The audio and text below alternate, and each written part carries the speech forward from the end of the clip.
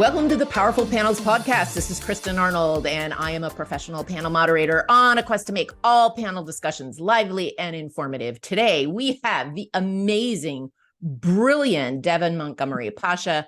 She is an event designer and strategist and a craft experience producer. I want to hear more about that. She's with the Event Design Collective, and I'm so excited that Devon's here with us today. Thanks, Devon. Thank you so much for having me, Kristin. I'm very excited to join you on the Powerful Panels podcast. I really love the alliteration. Say that fast. Powerful. Times. You don't have to. I'm like, in my head, I'm like, nope, I'll probably trip over the second one. I'm glad I got it right the first time. It's okay. Today we are going to be talking with Devon about when should you have a panel?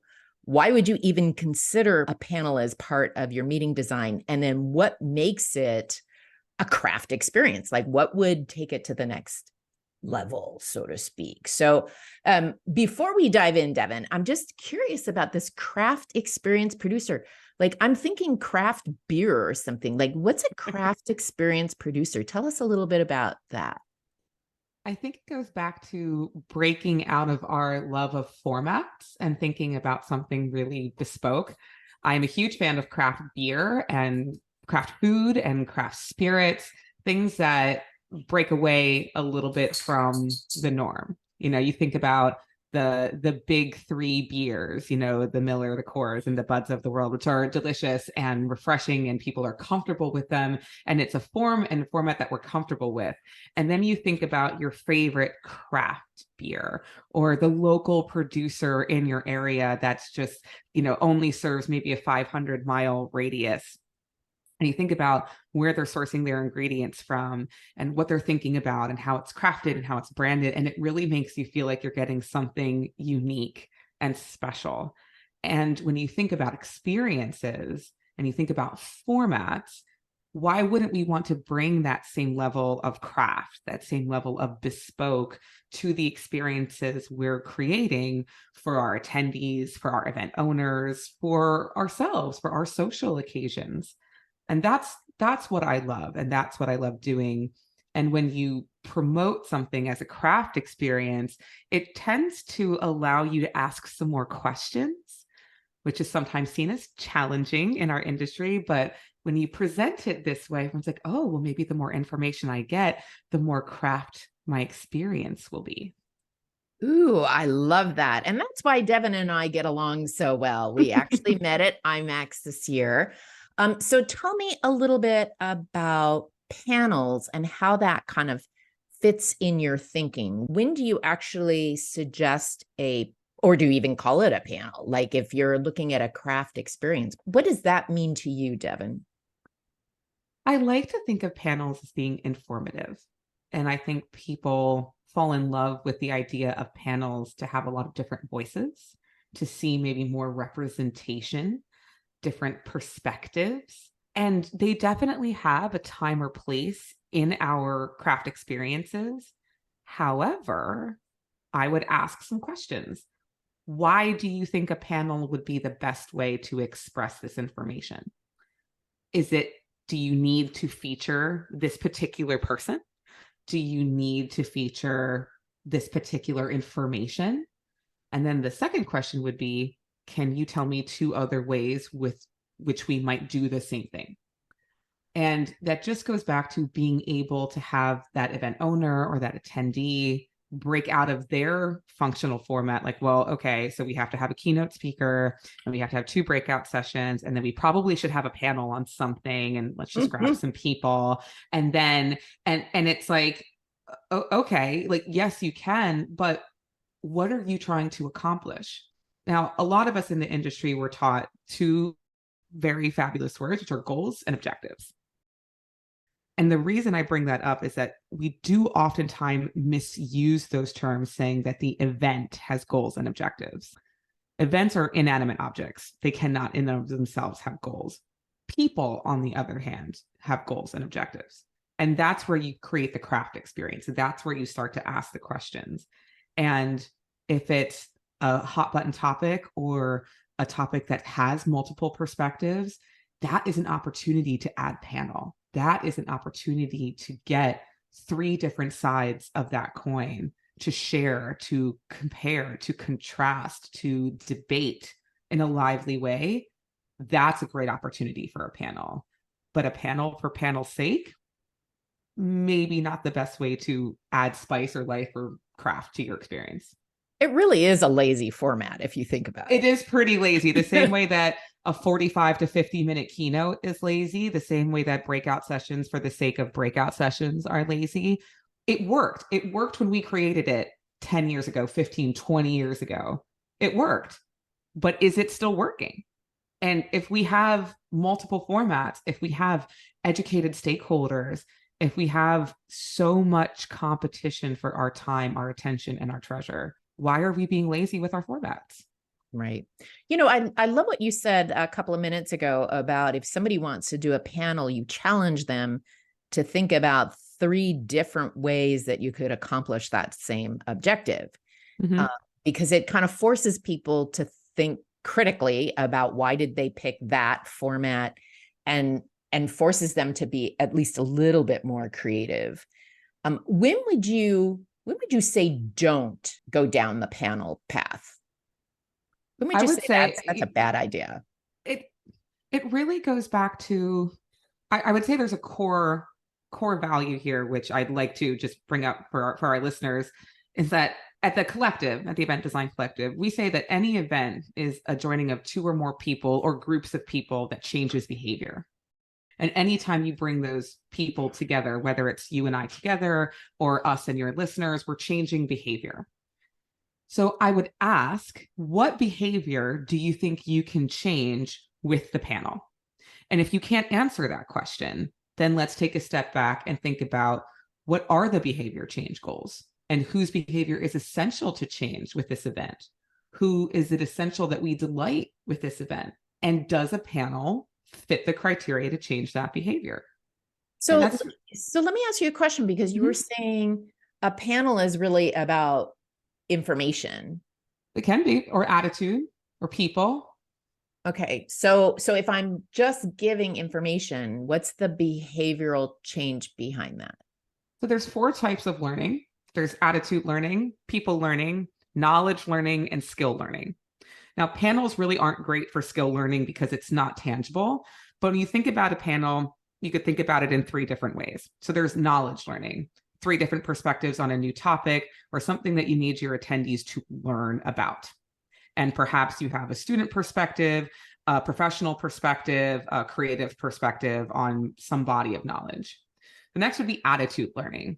So, for example, if we're talking about a new product on the market, or a new perspective on global warming or food insecurity, and you want to change your attitude about understanding from different perspectives what food insecurity can look like and how to address it, you would have a panel from someone who's maybe been in that place before and getting that sort of empathetic attitude towards that person, understanding from food suppliers where food goes and how it's grown, et cetera, and so on. That's attitude towards a certain topic. And the next is people learning. I want to meet interesting people. I want to learn and understand from them a unique perspective. So if you want to introduce your body to very interesting people, and who maybe have different facets or just interesting because they have unique backgrounds, for example, opportunity for a panel to create people learning.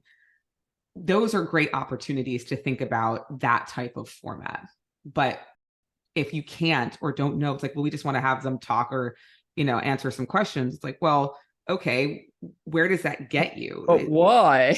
Why? Like, why? Why? And people think why is such a dirty word. No. And it's not. And somewhere along the way, we lost the ability to have the power of why, and we stopped asking. So I'm curious about the extension. If you're trying to change behavior, so you have this panel that's about increasing people's knowledge or changing their attitude or introducing them to different people. It's got to be more than just the panel. Like if I'm in the audience and I go, oh my gosh, Devon, she's the most interesting, awesome panelist.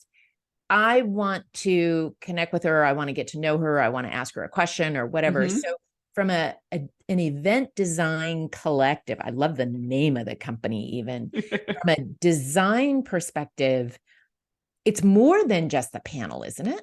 Absolutely. You have to think about how the panel is a vehicle for you to get that desired behavior change. And it's not just in and of itself, it's part of a whole. So perhaps thinking through your stakeholders, thinking through the 2 or 3 whose behavior change is essential for event success. We think about what we would call the delta, who they are before they've joined you, that entering behavior, ideally who they are or where they are after they've joined you, what we call exiting behavior, that ideal knowledge exchange, the attitude change, the people learning. And then what we ask for is, what's the delta? What's the change that gets them from A to B? Now, a panel may be an excellent opportunity to get that knowledge exchange, to share that attitude, or to create people learning. I would say more so for people learning, a panel plus a town hall format to have audience questions, a panel plus one-to-one opportunities with each of these panelists. That kind of would, I think, add that additional layer of it. If it's people learning that's desired, can there be an additional layer? Or if it's people learning that's desired and everyone's in a passive panel format, would that be the best way to do it? I think just even asking those kinds of questions, even if it's knowledge, how do you extend the knowledge? Are you giving people resources to extend their knowledge if they're more interested? Or if it's attitude, helping them kind of work through, because I don't think attitude is like a switch. It's not, it's general over time. I think you and I had talked once about town hall formats during political seasons, election seasons. And town hall formats are generally for an undecided voter and giving them the opportunity to say, I'm on the fence, this is my passion topic, or where I'm on the fence, may I ask you this question, which would help give me the attitude towards yay or nay, right, or one party or the other. That's a great example of how can you, with a panel or a talking style format, be able to shift attitude.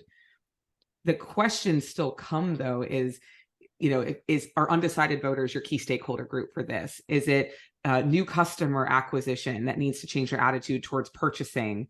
Is it former donors to your organization who you've lost over time, who you'd like to acquire back and change their attitude back towards your organization? Maybe you share some new things or opportunities for them to connect with you, and then additionally to changing their attitude, give them those resources as a follow-up and call to action for that shift in attitude. What I think is important is that we've just gotten away from asking the poignant question. Right. The why. And a panel is a wonderful opportunity to answer the why, but it may not always be the best way. Absolutely. I agree with that. And I'm a strong proponent. Clearly you're the queen. You are the queen of powerful panels. And that's important because I think what you're bringing to the industry is that we're not going to do panels for panel's sake. If you're going to use them, make them the powerful tool to shift attitude, to share knowledge, to gain perspective, and not let them fall into the category of passive and lazy. And so I think combined, if you're going to pick a panel as a format for one of these types of learning, ensure that they kind of follow your lead on making it the most powerful way to do it. And Kristin, I honestly think that if people follow that model for any of their types of formats, for an MC, and I know you're a fantastic MC, really engaging, asking poignant questions, driving conversation forward, maybe that's better than a couple of people up there in a TED Talk style format. If you're going to have a keynote, how long are people's attention spans and what does that keynote speaker need to express? Maybe 30 minutes or 20 minutes is even better than an hour. And really asking those questions, but ensuring that they bring that idea of power that you express in your books and you express in your speaking engagements to each of those formats. That's how you create real change. So let's talk a little bit about the panel format. Okay. So we've decided. We've decided. We've Panels. decided panel. Yeah. It's awesome. We have a topic that does not have a definitive answer. We have different perspectives in the room. We want to shift some, a knowledge base for our audience, maybe shift a little bit of their attitude. These are pretty prominent people that if you don't know them, they should know them, that kind of thing.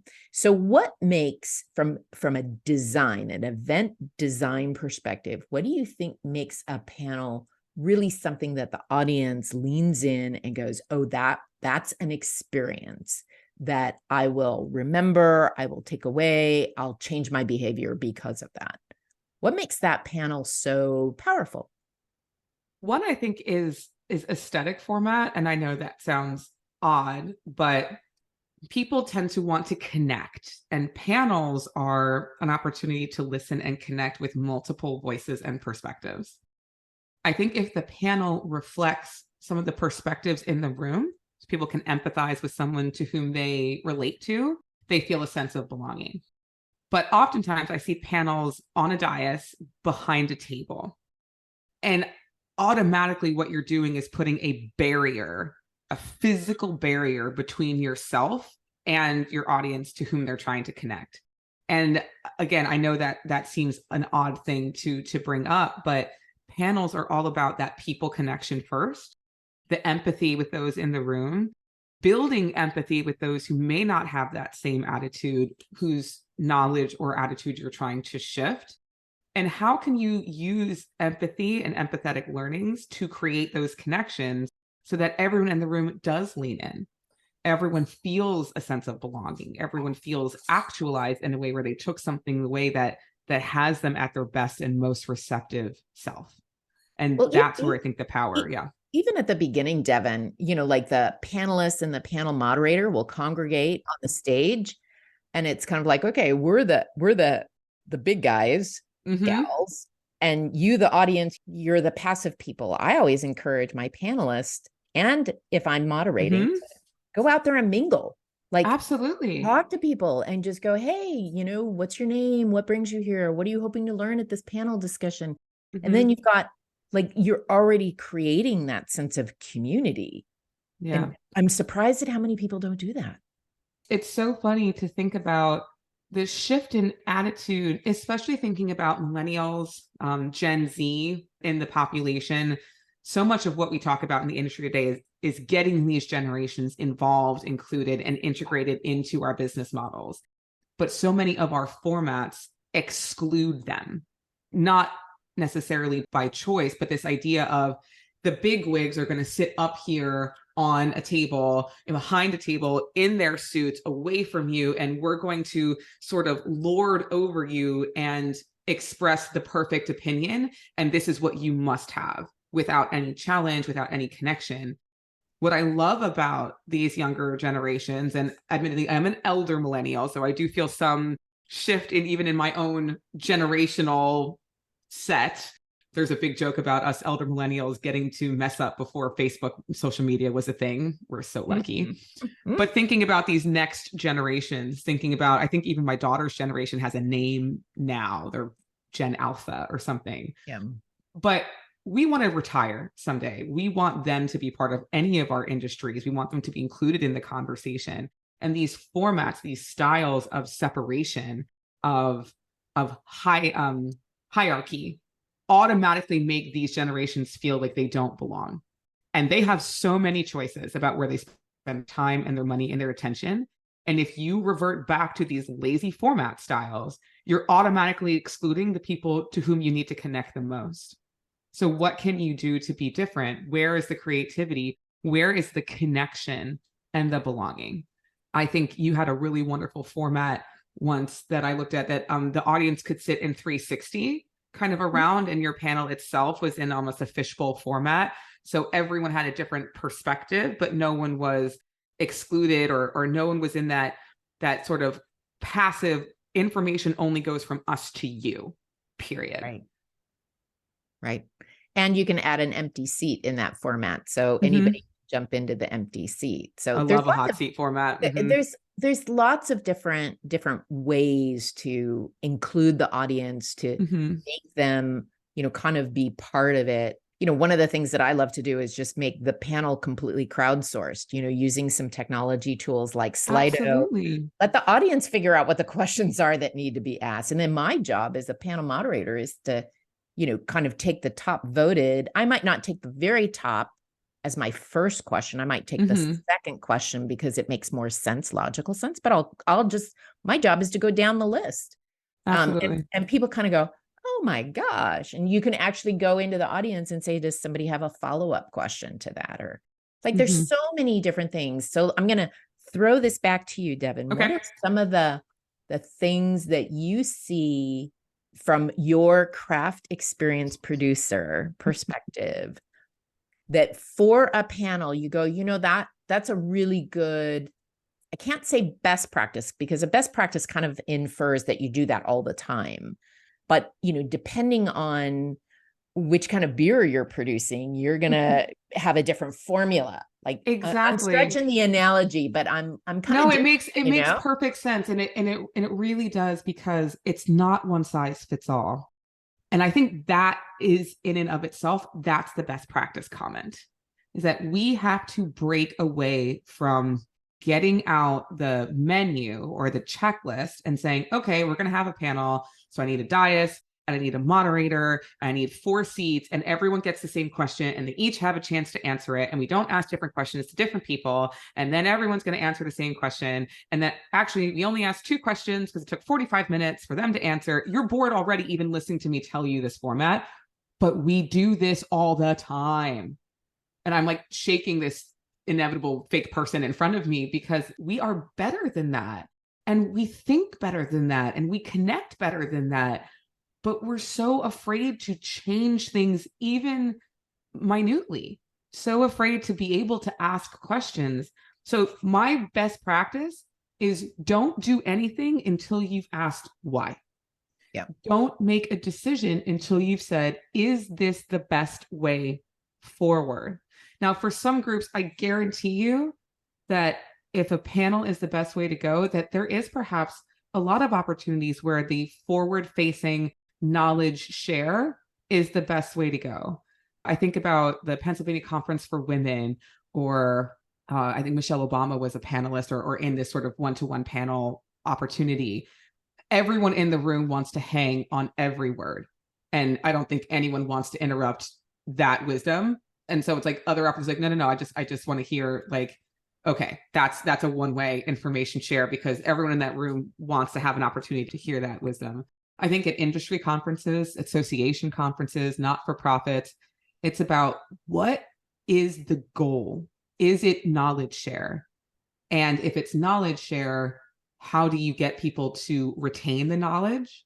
And is it an opportunity for them to take breaks in between the panel, to share questions, to write them down, to participate with Slido, to text the panelists, et cetera? It's like, give them a chance to get their best point in, and like text it up to the Slido board, even if it's the, I think there's a great app once that where you could type in a word and it kind of made these word clouds, live word clouds that went up on a screen. And it was like, this is my one word takeaway from the first section. Well, now I've taken something away. I've solidified it in my mind by writing and speaking it somewhere else. Now you're creating solidification of that learning. And those are the types of things that I would consider when that panel is selected, is where are these opportunities to solidify the knowledge? Where are the opportunities to solidify the attitude? And do we know what attitude we need to change? Have we selected the panelist perfectly to represent the current attitude in the room, represent the neutral attitude, represent an attitude change, and show multiple perspectives or attitude journey? If it's people knowledge, how are we introducing these fantastic panelists who are people we would love for you to know because of their backgrounds, their stories, their experience journeys? And how do I give you the opportunity to meet them and connect with them in a way where you feel like you've really taken away the opportunity to meet somebody that's changeful? And if you keep asking, that's where you can get change. I love this idea of asking the why on those 3 factors. And then based on those answers, You then craft a unique panel experience. And I'm going to put a plug in for my book, 123 Ways to Add Pizzazz to a Panel, because that's full of different ideas. Because a lot of people just go, I love what you're saying, Devon, but well, I don't know. I don't know, because all I've seen are boring panels. So I think that it's a really great opportunity to, just kind of ask yourself, how can I deepen that? How can I provide that kind of learning or that shift, or, fill in the gap? And so, Devon, last, I'm big on the one thing. Yes. We're coming up on time here. I really so appreciate your wisdom. If people wanted to get a hold of you, what's the best way to get a hold of you? I would love to connect with any of your listeners who might think about how this sort of design thinking could add value to them. My email address is always the best way. I'm Devon, Devon, @edco.global. You can find me on LinkedIn, Devon Montgomery Pasha, where I'm happy to answer all of your design questions. And let's connect and figure out how we could have powerful conversations to move you and your industry forward. And again, I'm just always looking to make industry connections. I'm a big people learner myself. And I love adding. And that's why you and I get along. I know. I love adding to the crayon box, Okay. So the one last thing, if there was one thing you wanted the listener here, our viewers, to think, do, or feel as a result of this conversation, what would it be? My one goal is to allow everyone in our industry to remove the fear of asking why. And let's take back the power of the question and remove the label of challenging to inquisitive. And let's add the why as the magic fairy dust onto our power in creating these craft experiences, and not let ourselves off the hook until we can answer that question with confidence. Awesome. Thank you so much, Devon Montgomery Pasha with Event Design Collective. Thank you so much. And thank you for listening to this podcast. We'll Thanks for having see you on me. the next side. Bye-bye.